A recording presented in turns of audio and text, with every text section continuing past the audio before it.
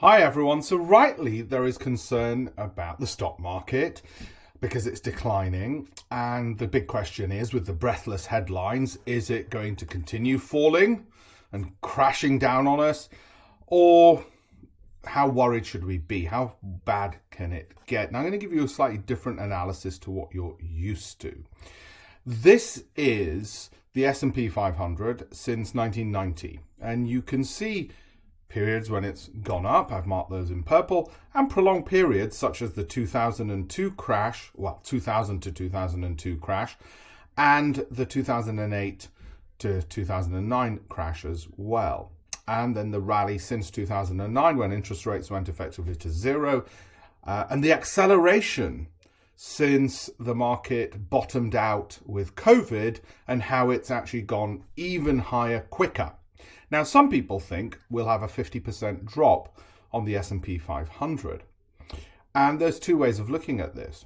If we do get a 50% drop, and I've marked on here what that would look like from current levels, it would actually only take us to where we were in March 2020. Does that mean the drop could be even further? Well, let's look at the thesis why it will or it won't, and what the probabilities are. There are no certainties. The markets move based on a collective of human decisions, and a lot of those humans haven't made any decisions yet as to which way it might go.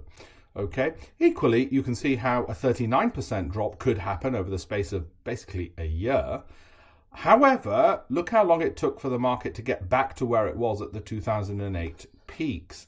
It actually ended up taking about 5 years from that 2008 peak for it to return there. That doesn't mean all stocks moved in tandem. So given that we've got some context and a 50% drop doesn't look improbable, given it only takes us back to where we were just recently, and some might even argue, why can't we go even further lower?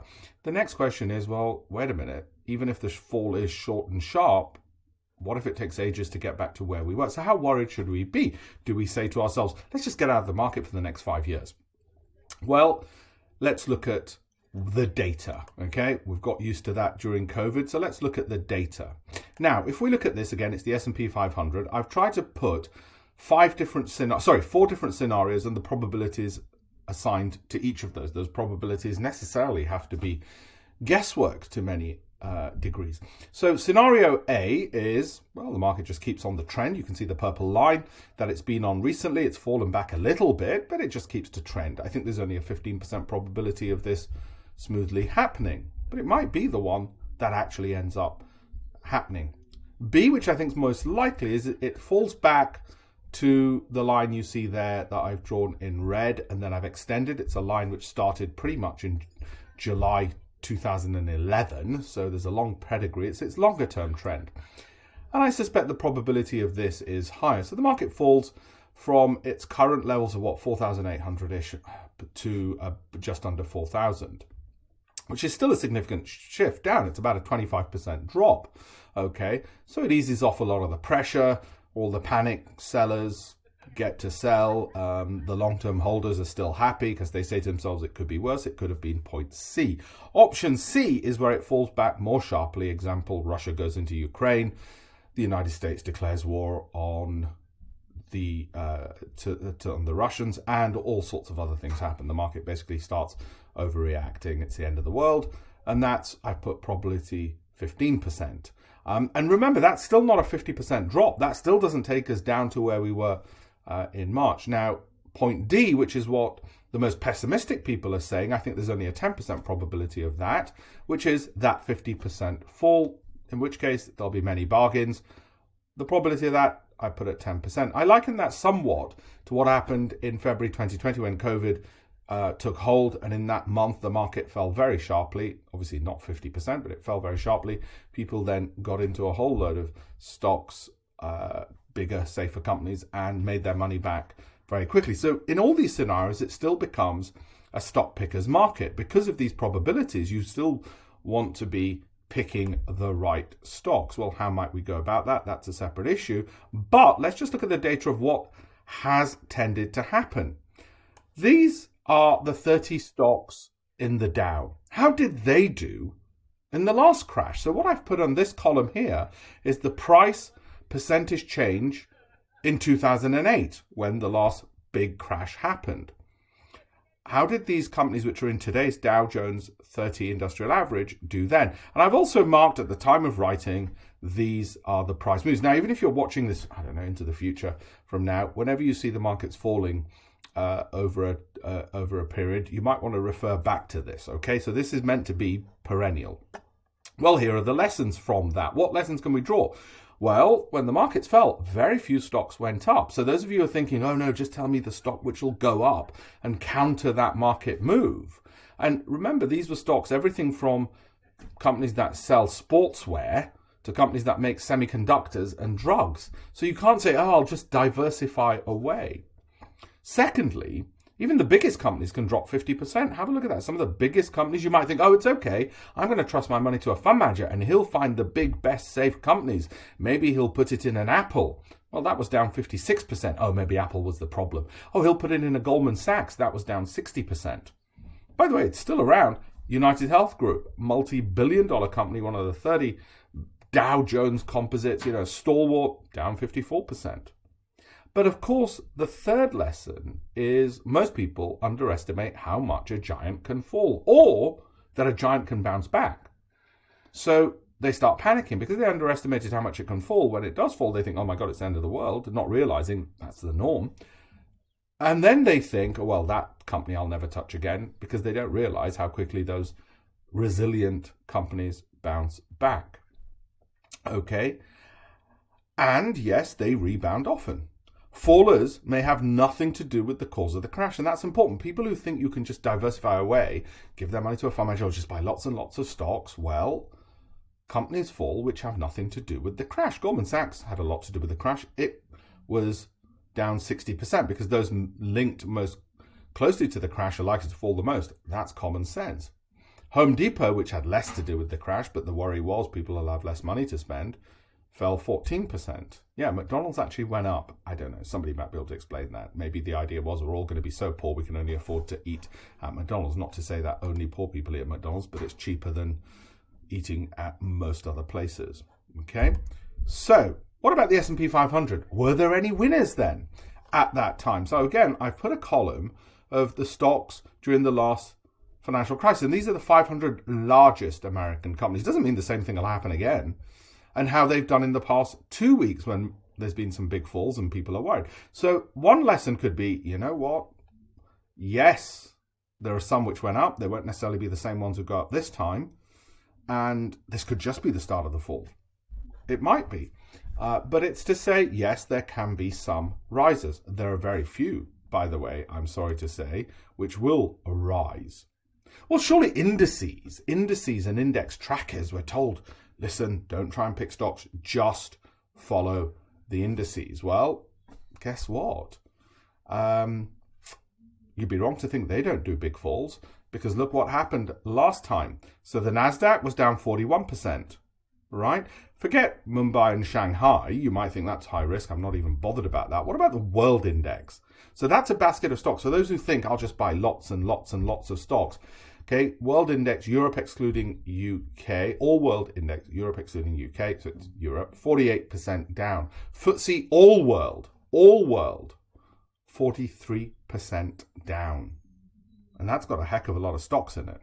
Okay, the Japanese index, 42%. The FTSE 250, that's the 250 largest stocks outside the 100 largest, down 40%. 500 companies in that portfolio of the S&P 500, down 38%. The Dow, just 30 stocks, down 33%. So whether you had 500 or you had 30, you still got massive losses, even tracking an index. So what's the answer? Well, if you want certainty, get a bank account. If you want to be happy, get a dog. Maybe the answer is exchange-traded funds then, not just index trackers, but funds which track other things. So which of the funds, again, when the market collapsed, did well? Well, it so happens some actually did, and they're doing well in the last 2 weeks as well. There was a move to gold. These are not picks because I'm not sure, actually, whether gold will. I'm not sure at all. I'd have to look at it some more. Of course, those specialist high-risk exchange-traded funds like the ultra short QQQ, which I think goes up 3% for every 1% the Nasdaq falls. So it's very high risk. Went up. Okay, so there was commodity in gold. Bonds, treasury bonds. Doesn't mean the same thing will happen again. Treasury bonds went up. Maybe we want to look at inflation-linked bonds because we're expecting inflation. That's the cause of the crash. Surely that'll be the one which will do better. I will investigate this. 33% up last time. That's interesting.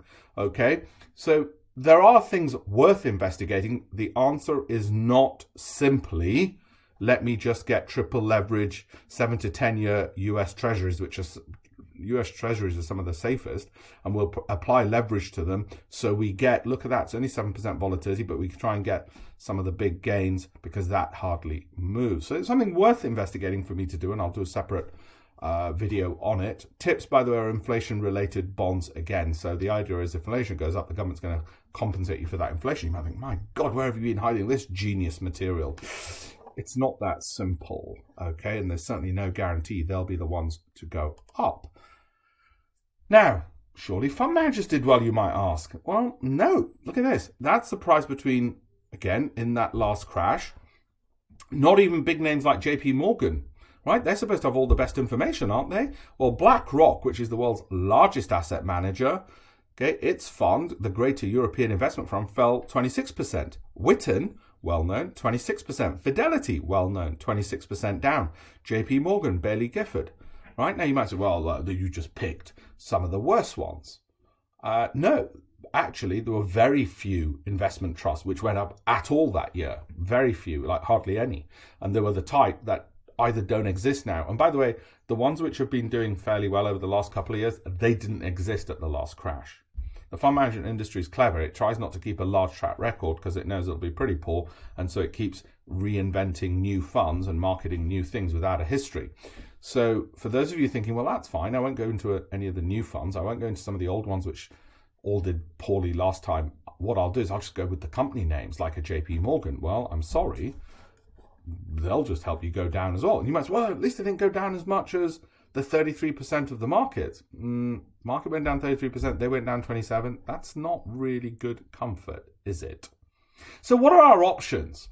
Okay, well, option one, if you're risk-loving, you put yourself into three categories. Am I risk-loving, risk-neutral, or risk-averse? If you're risk-loving, then you will argue, I'm going to stay in the market, because if I miss the 5 best days of the market, history shows that I will actually be significantly worse off. So it's better always to be in the market. This is the sort of Warren Buffett approach to investing. And again, your reasoning is it's not so overvalued. Look, the price earnings ratio compared over the last 10 years isn't particularly overly valued. In other words, the price you're paying for every pound in profits or every dollar in profits a company makes. And let's not forget, whilst market cap, i.e. the stock market, has risen sharply, so have profits of companies, which is very different to what had happened in previous crashes, you might argue.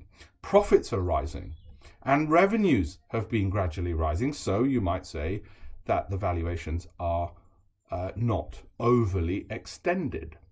Okay.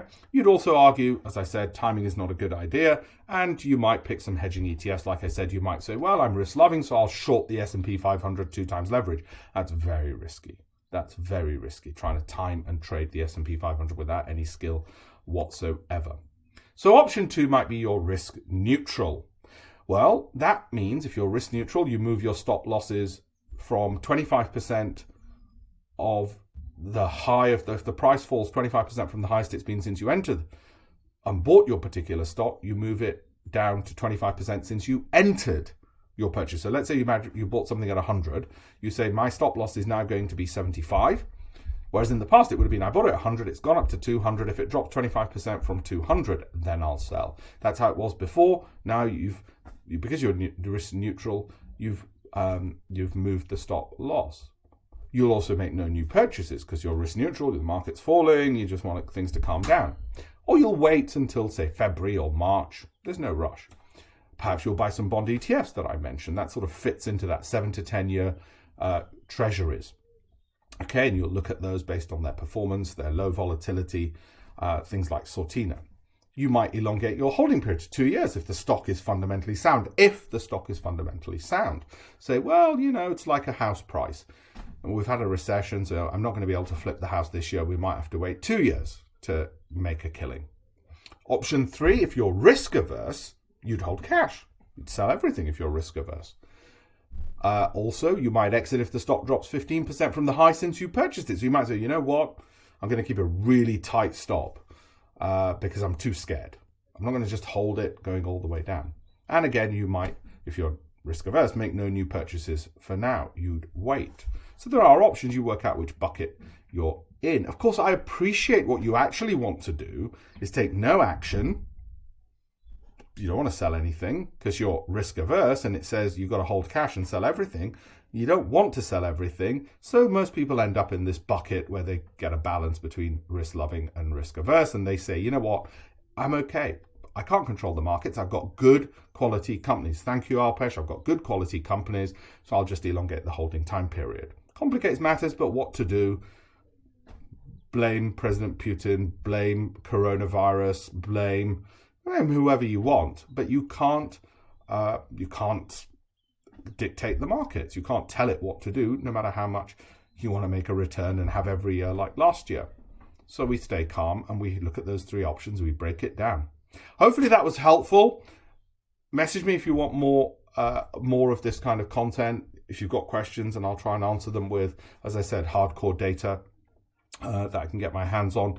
Also, if you haven't already, have a look at my campaignforamillion.com, which is to teach 1 million people how to be better at investing.